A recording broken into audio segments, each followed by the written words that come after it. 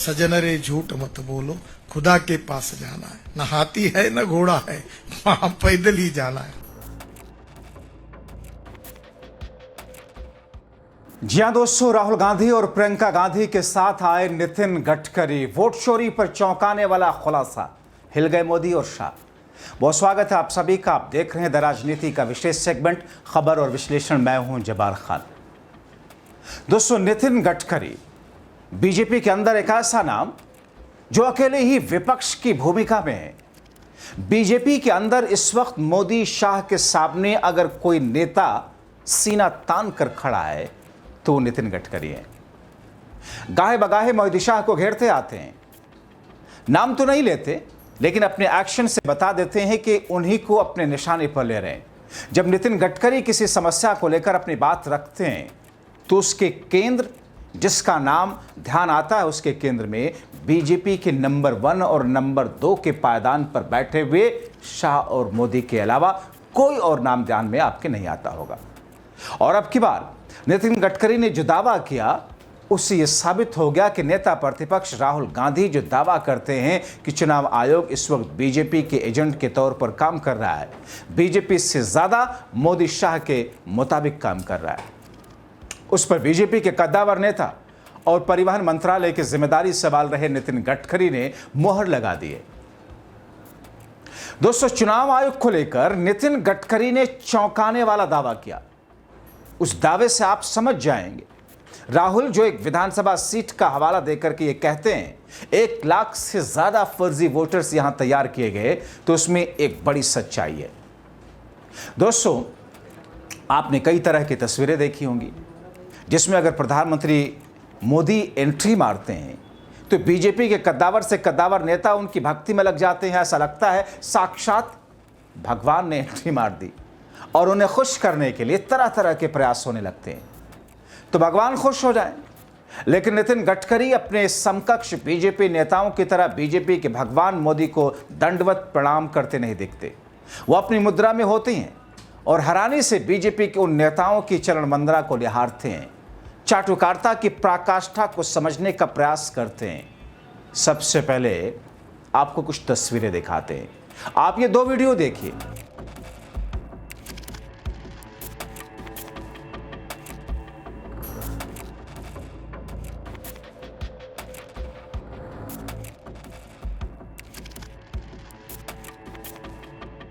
इस पहले वीडियो में आप देख सकते हैं बीजेपी के तमाम नेता प्रधानमंत्री मोदी के सदन में एंट्री मारते, उन्हें हाथ जोड़कर प्रणाम करते दिखते हैं, उनके सामने मुस्कुराते हुए बात करते हैं। लेकिन नितिन गडकरी अपने दोनों हाथ पीछे पकड़े हुए दिखते हैं। जब मैंने नितिन गडकरी की इस मुद्रा को देखा तो मुझे लगा कि अपने दोनों हाथ को इसलिए मजबूती के साथ पकड़े हुए दिखे ताकि गलती से उनके दोनों हाथ एक दूसरे से जुड़कर मोदी को प्रणाम न कर लें। अब कहने वाले तो कहते हैं कि बीजेपी में शायद गडकरी की रीढ़ सीधी है, इसलिए मोदी के सामने झुकना नहीं आता, बाकियों की तरह गर्दन में लचक नहीं रखते।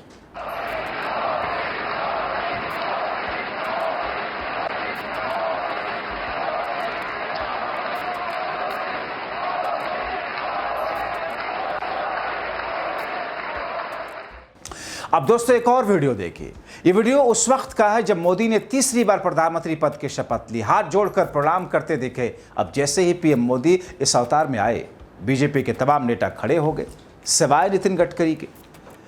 मोदी के शोर को सुनकर वो भाव विभोर नहीं हुए, बल्कि अपनी रीढ़ की हड्डी की ताकत दिखाई और बिना कारण इस तरह की औपचारिकता का विरोध करने की हिम्मत दिखाई।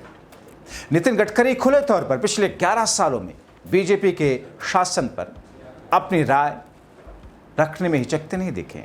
धीरे धीरे गरीब बढ़ते जा रहे हैं और कुछ धनवान लोगों के हाथ में संपत्ति का केंद्रीयकरण हो रहा है, वो भी नहीं होना चाहिए। दोस्तों, देश में गरीबी बढ़ रही है और पैसा कुछ अमीरों के हाथ में सिमट रहा है, यानी साफ इशारा मोदी के दोस्त अंबानी अडानी की तरफ। ये नितिन गडकरी के बोल है। ऐसे ढेर सारे बयान नितिन गडकरी के हैं जिसमें वो अपनी ही सरकार को घेरते दिखते हैं। दोस्तों, जब भारत और पाकिस्तान के बीच में संघर्ष हुआ तब से नेता प्रतिपक्ष राहुल गांधी और सरकार को कहते दिखे, मोदी सरकार को और मोदी शाह को, कि डरो मत, हम आपके साथ हैं, आप लड़ो, आगे बढ़ो। जब सीजफायर का क्रेडिट अमेरिका के राष्ट्रपति डोनाल्ड ट्रंप लेने लगे, तब भी राहुल ने पीएम मोदी से कहा, प्रधानमंत्री जी ट्रंप को करारा जवाब दीजिए, उनका नाम लेकर कहिए सीजफायर आपने नहीं कराया। लेकिन मोदी जी साइलेंट रहे, खामोश रहे। इसलिए लोग कहते रहे कि साहब राहुल जो सरेंडर की बात करते हैं मोदी के लिए, बात तो सही है। अब राहुल गांधी की भाषा नितिन गडकरी बोलने लगे, कहने लगे, झुकती है दुनिया झुकाने वाला चाहिए। नितिन गडकरी कहते हैं विश्व में हम अनेक तरह की समस्याओं का सामना कर रहे हैं, लेकिन मुझे लगता है कि दुनिया झुकती है, बस झुकाने वाला चाहिए। तो इशारा किसकी ओर है? देश की अगुवाई कौन कर रहा है? जाहिर सी बात है, प्रधानमंत्री मोदी, जिनके हाथों में भारत की कमान है, और उसी भारत से ट्रंप बेधड़क भिड़ रहा है।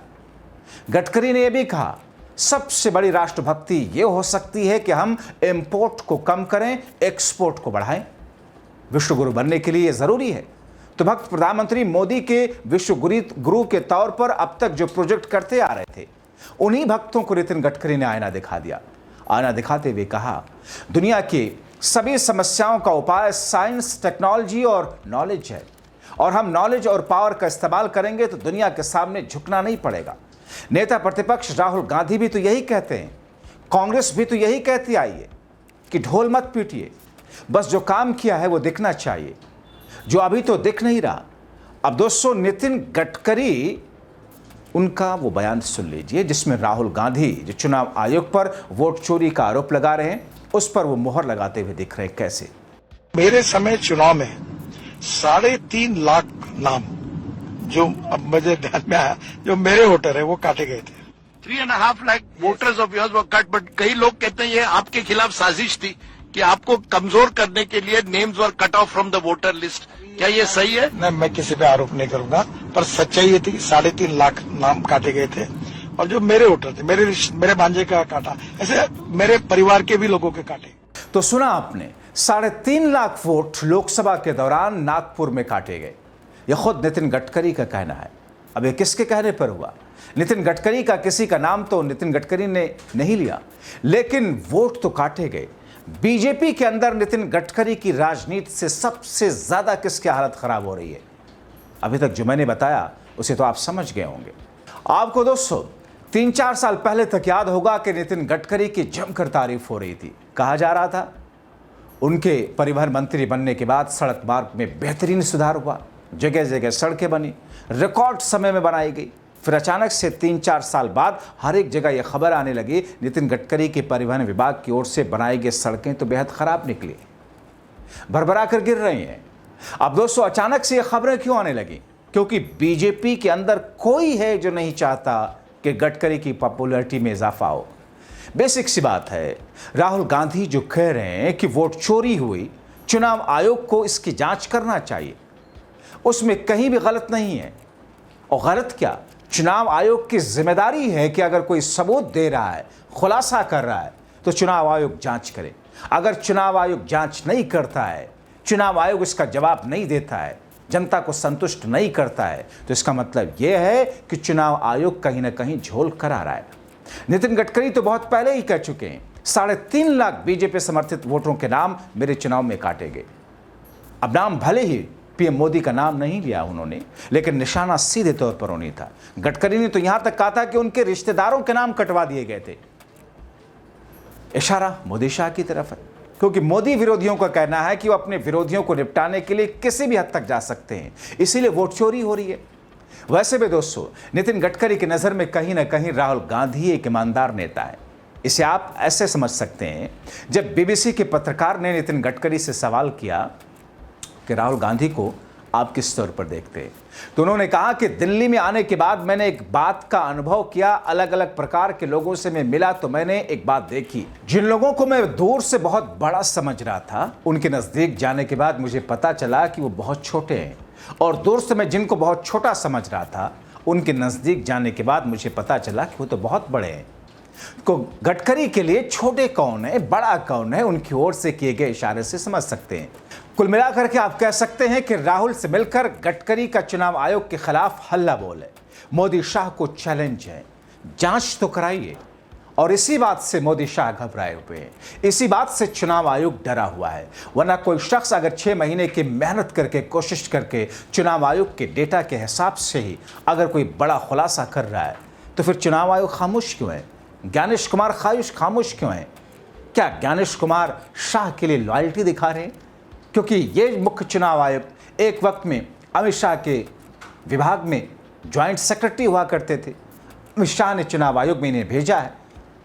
तो ऐसी स्थिति को लेकर के नितिन गडकरी जब एक बार इस तरीके से सामने आते हुए देखे, भले ही संकेतों में, इशारों में, तो लोग ये कह रहे हैं कि पर्दे के पीछे से प्रियंका और राहुल इंडिया गठबंधन के साथ गडकरी ने मिला लिया हाथ। फिलहाल दोस्तों, आप क्या कहेंगे? अपनी राय कमेंट बॉक्स में जरूर लिखें। अभी के लिए इतना ही, बहुत शुक्रिया।